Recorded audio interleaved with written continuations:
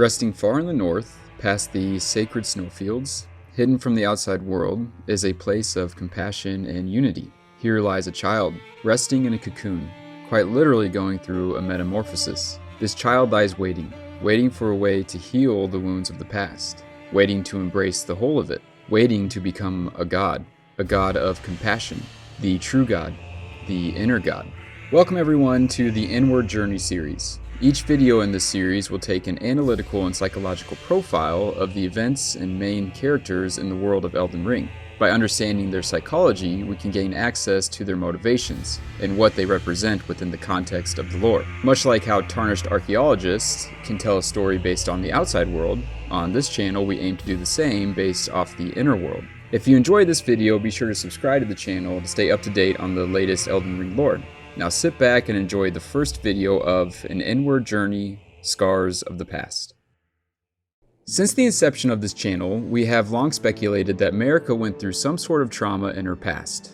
To me, it was the only way to make sense of her actions and the broken world around her. Although my speculation of her losing a child for being the catalyst was wrong-ish, we definitely were right about her experiencing some significant trauma. The trauma just came much earlier in her life, while she was still a child. Nietzsche identified the child as what should be the final metamorphosis of all human souls/spirits in this life. That life is at its best when we finally embody the characteristics of the child. To be of complete innocence, forgetfulness, playfulness, and to embrace life with the sacred yes of spontaneity and play. This is probably one of Nietzsche's most important realizations, as the one thing that holds everyone back from becoming who we truly are is the integration of our inner child and facing childhood trauma. For childhood trauma is the bedrock of what exists within the shadow of the psyche. Once this is confronted and integrated over time, the final metamorphosis of the child starts to begin, and life truly starts to become complete and embraced with joy and compassion. Lord, brother.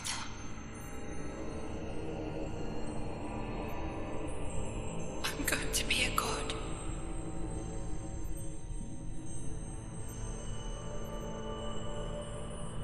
If we honor our part of the vow,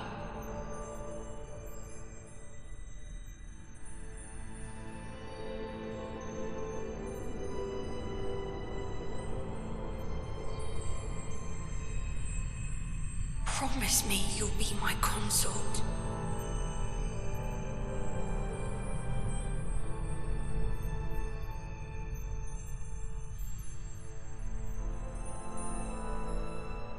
I'll make the world a gentler place. In my opinion, a big piece of the lore puzzle is missing in most lore hunters' arsenal. I believe that missing piece is human psychology. Concepts such as the shadow, ego, inner child, trauma, abandonment, loss of soul, psychological fracturing, and inner god are saturated in the lore of Elden Ring. I don't mean to say that psychology is the only piece to this lore puzzle, but it is a big and missing piece. By applying psychology and understanding these concepts, I truly believe the lore community as a whole will have a much clearer picture of the overall story of Elden Ring. For example, trauma is the catalyst for most, if not all, of the stories and themes in Elden Ring. Midra loses his wife and child and turns into the Lord of Frenzy. Edgar loses his daughter and turns to madness.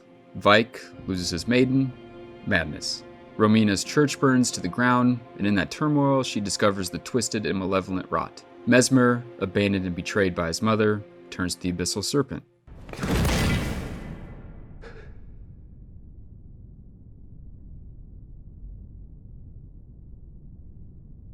I will not suffer.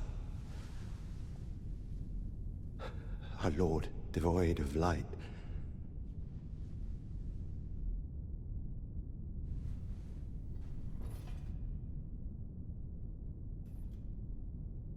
No, Mother, forgive me.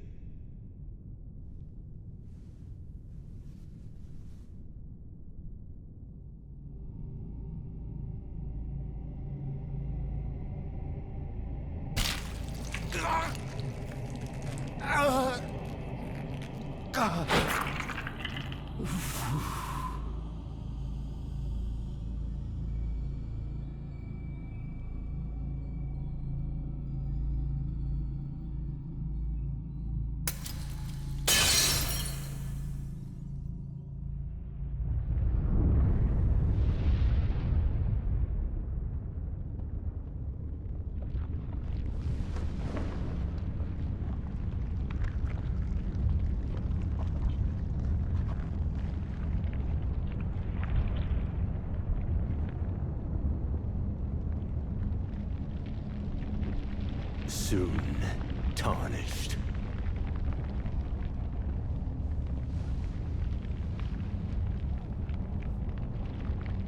Wilt thou be taken in the jaws of the abyssal serpent, shorn of light?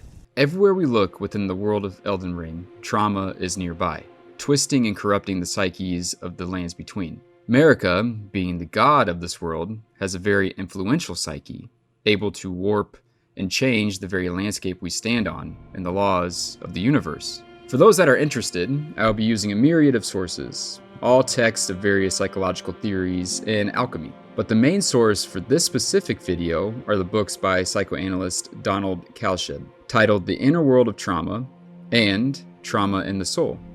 Honestly, these books are like reading the storyboard of the entire game and lore of Elden Ring. If you can somehow get your hands on them or even just read the introduction, I think you will agree. The final bit of housekeeping that would be essential in understanding the lore are the concepts of the micro and macrocosm. The story of Elden Ring, more than any other FromSoft title, is told in these perspectives. Microcosm being the individual experience, and the macrocosm being the universal or cosmic experience. If you are familiar with my video on Radagon's origins, I talk a great deal about the Vitruvian Man. In that video, I briefly mentioned the concept of the microcosm of the human experience being mirrored in the cosmic experience of the macrocosm. In the simplest of terms, what this means is that what happens on the cosmic scale will be reflected in the individual, and vice versa.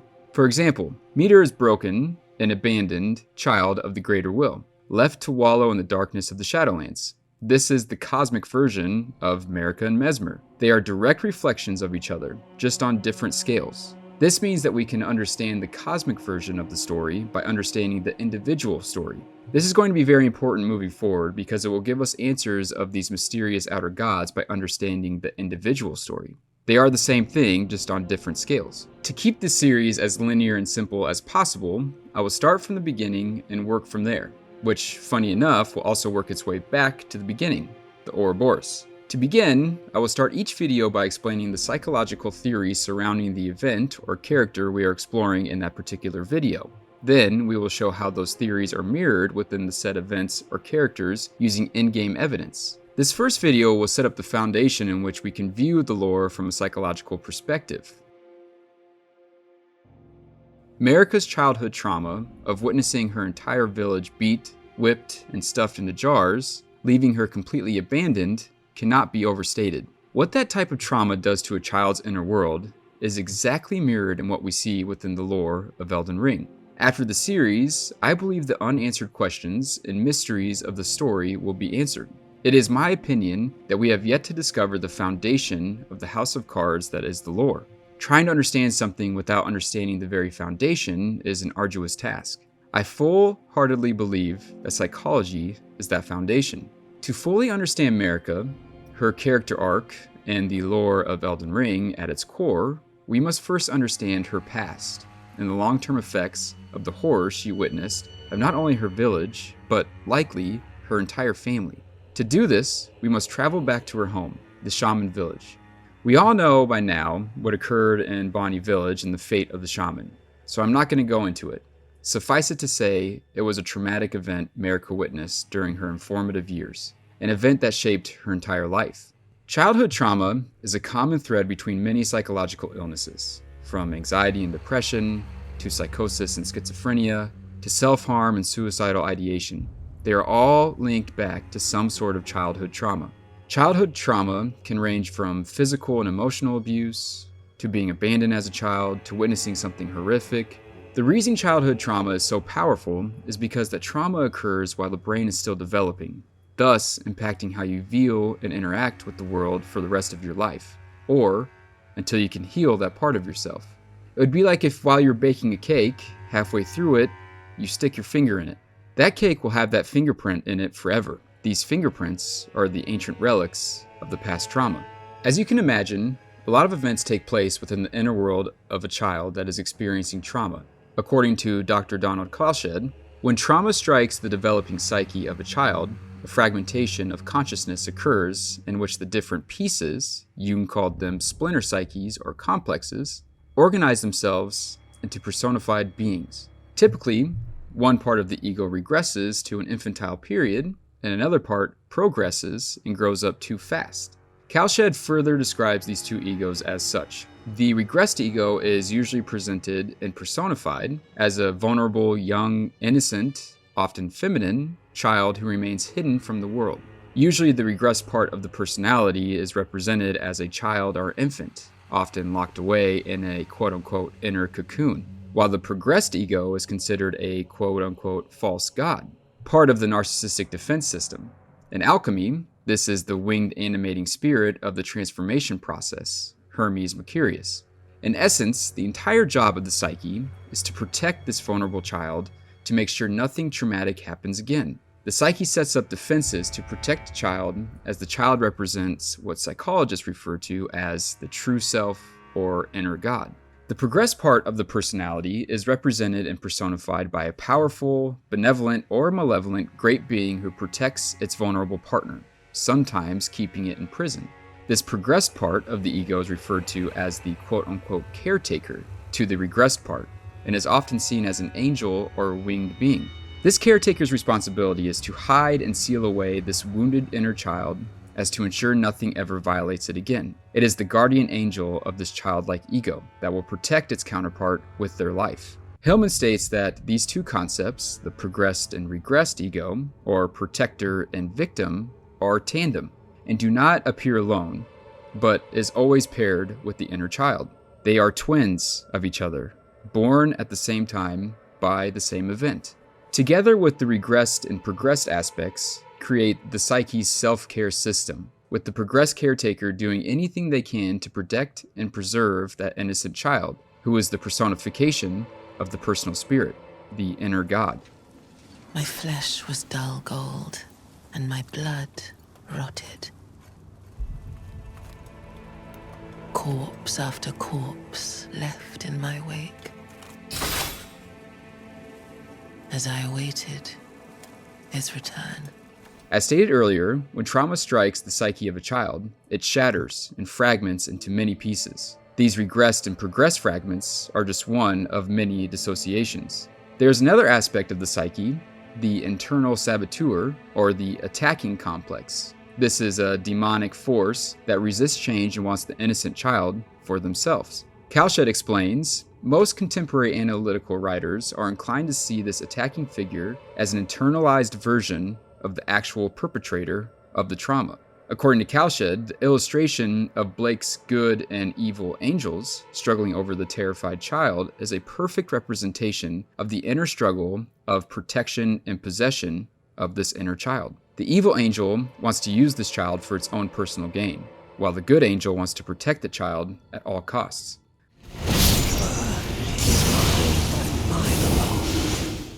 When other defenses fail, these complexes or splinter psyches will go to any length to protect the innocent child from being traumatized again. These great lengths include refragmentation of the psyche, encapsulating and withdrawing into fantasy, numbing with intoxicating substances, even as far as suicide. In this way, the complexes will preserve what is left of this traumatized child. If this inner child is under threat, the psyche will do anything to try to protect it. It will go even as far as its own self-destruction. I heard speculation Mikola embedded himself in the Halig tree, but before he could finish, someone cut the tree open and absconded with his infant form. It seems those words held weight. Perhaps the Queen's sorrow was justified. All of this occurs in what is called the reality of the psyche.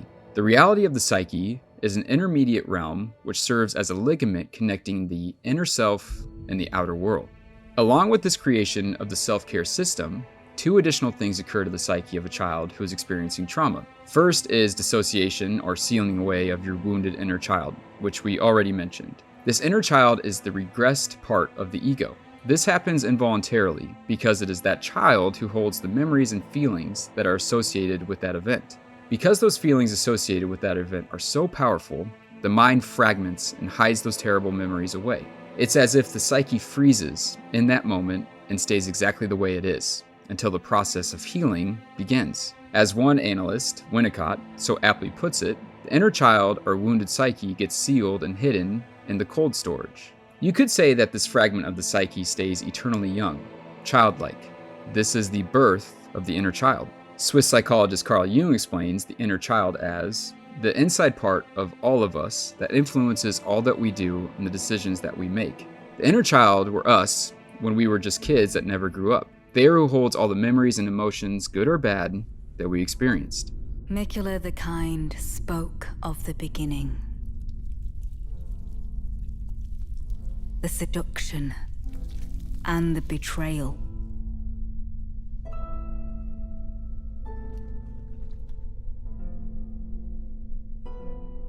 An affair from which gold arose.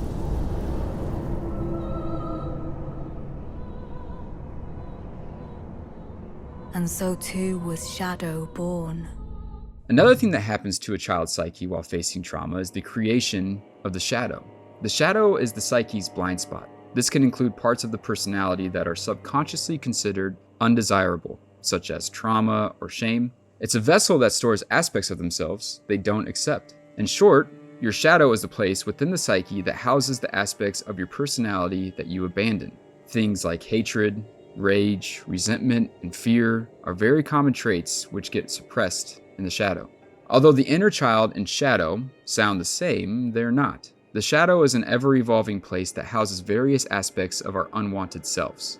The inner child is a snapshot of the psyche that got splintered off during that trauma. Shadow work focuses on getting back to those lost aspects of ourselves and integrating them to become whole. With inner child work, you want to recognize any trauma and pain that you faced when you were small and begin to quote-unquote reparent yourself. One final dissociation or split occurs within the psyche of a child going through trauma, the split between mind and body. Splitting is a violent affair, like splitting the atom. The body is where the feelings of somatic nature of the traumatic event are stored, and as an act to never feel those again, the psyche dissociates the mind and the body. Kalshut explains that many of his patients who are trauma victims will have nightmares about an axe murderer who cuts off the patient's head. He states that this is the unconscious psyche showing what is taking place in the inner world of that victim. A violent decapitation is the image of the split between mind and body, as the neck is the connecting link between the two. When trauma strikes a child, the mind takes over and tries to make sense out of things, trying to make meaning out of this horrible event. Part of the self-care system is the split between body and mind, spirit and instinct, thoughts and feelings. The mind becomes a tyrannical perfectionist, persecuting its weaker feeling self, all the while hiding it as a shameful secret partner. Let's stop here for today, as I feel like this provides a good foundation for the rest of the series. But before we go, let's quickly recap what happens to the psyche of a child who experiences something as horrifying as the entire butchering of their village. The main thing that occurs is what psychoanalysts refer to as dissociation, or fragmentation, where different parts of your once unified mind separate. This occurs because the psyche of a child simply cannot handle the stimulus it is witnessing, and the only way to make sense of the world is to dissociate. Fracturing of the psyche is a defense mechanism to preserve the inner child and keep it protected from any further trauma. The psyche fragments into several different things. 1. Complexes or emotions surrounding the event. These complexes are what Jung called splinter-psyches and are fully autonomous, quote-unquote, frightening inner beings. Each of these splinter-psyches is essentially a single emotion surrounding an event. Emotions such as rage, blasphemy, resistance, loyalty, etc. 2. It also fragments into the self-care system of the regressed and progressed ego. The regressed ego is this inner child or inner god that is vulnerable and hidden away in cold storage or in a cocoon. This inner child is sacred and is the personal spirit of the traumatized person and must be kept safe at all costs. The progressed ego is the protector of this inner child, defending it with its own life. Finally, the psyche fragments into mind and body. It does this because the body is what stores the somatic memories and sensations of that trauma, which must never be felt again. The mind turns tyrannical and wants to perfect the world around it, to make sense of what just happened. The mind wants to control everything in its environment to ensure nothing like that ever happens again. The mind is often referred to as the quote-unquote false god, which is a normal narcissistic response to trauma. All of this takes place within the trauma victim's psyche, or as Jung puts it, the mythopoetic second world. Jung realized early on that this magical and mysterious world into which the trauma survivor falls when dissociation cracks open his or her psyche is not only an artifact of the splitting process, but is also a mythopoetic world already there to catch them, so to speak. This world of non-ordinary reality surrounds the fractured soul with a dramatic story from the archetypical repertoire of the ancient psyche. This space is called the imaginal matrix between two worlds, the inner world and outer world, or the ordinary and non-ordinary realities. This between place is where the world of trauma and healing takes place. I trust by now that you have made the obvious connections between these psychological fragments and their characters in the world of Elden Ring. But just in case you need some visuals, here they are. This inner child, inner god, self with the capital S, regressed ego, hidden from the world inside a cocoon, is Miquella. The other half of that self-care system is the progressed ego, which protects the inner child and is the twin of, and always with, the regressed ego. That is Malenia. The demigods are the complexes or emotions associated with traumatic experience, fully autonomous and terrifying inner beings that are very singularly focused, almost possessed by one emotion or thought. Radagon is the body that got separated from the mind. The body represents the instincts, the physical, the terrestrial. Marika represents the tyrannical perfectionist that is the mind, trying desperately to make sense of the experience and to never let it happen again. The mind, and thus Marika, become the quote-unquote false god, the decision maker, the one in charge of everything else, making sure nothing happens to that innocent inner child. Finally, we have Mohg, the inner attacker who looks like the original perpetrator of the act, the evil angel who wants the inner child for themselves, the king of the underworld.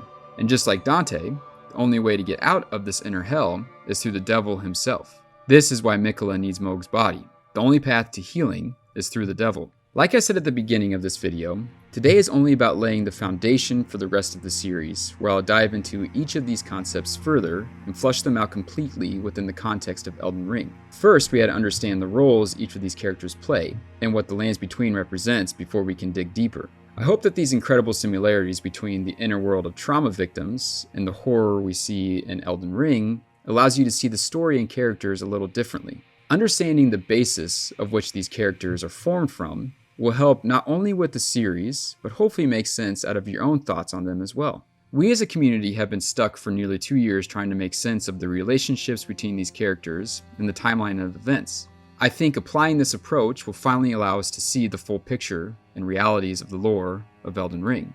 I really hope you enjoyed this first video and it captured your attention as it did mine. I'm working my way through Kalshed's second book, Trauma and Soul, and it's just as elucidating. Things such as a horned god, which is a shamanic shapeshifter who is a guardian deity, and this image are in the first 30 pages of that book. Like I said, I truly believe these books are the foundation for the world of Elden Ring, and by understanding them, we can understand the lore. If you can get your hands on these books, I would highly recommend it. Join me next time as we dive into what Miquella and Malenia represent and why they are so important to the world of Elden Ring. As always, I will see you guys in the next one. Much love.